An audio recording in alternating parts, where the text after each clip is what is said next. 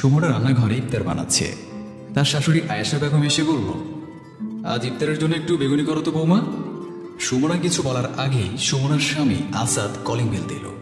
সুমনা দরজা খুলতেই আসাদ তার হাতের বাজারের থলে আর গোটা একটা মিষ্টি কুমড়া হাতে দিল।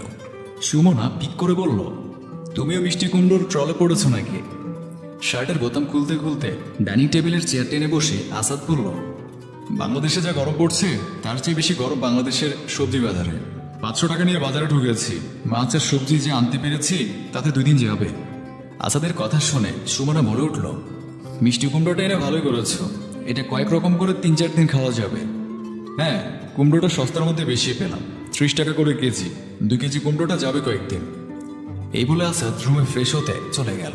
সুমনা বাজার খুলে দেখলো কিছু ছোট মাছ, পুঁই শাক, আলু, একটা পেঁপে, আধা কেজির মতো বরবটি আর 1 কেজি চিনি এনেছে আসাদ।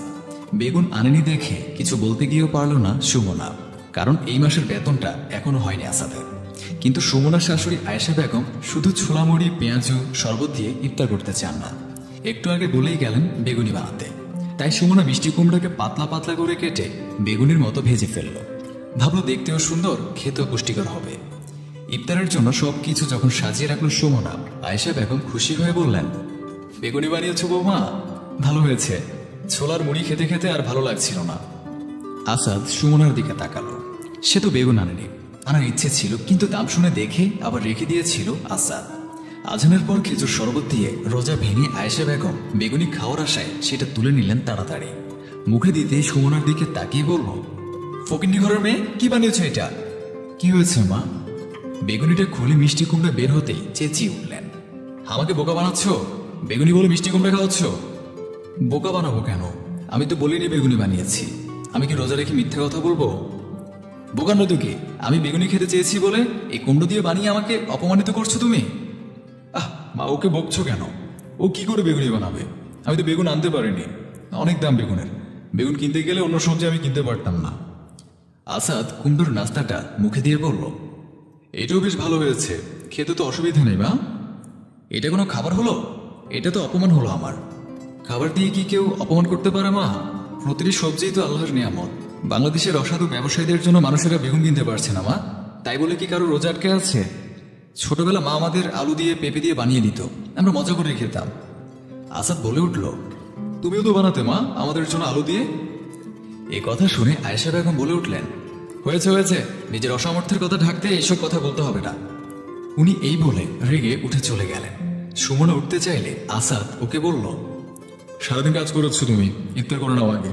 আমার সামর্থ্য হচ্ছে না, তাই আমি বেগুন আনতে পারিনি। তুমি কথা শুনবে কেন? আমি বাইরে থেকে কাল মায়ের জন্য 2টা বেগুনি নিয়ে আসবো। মা তো বাইরের কিছু খেতে পারে না।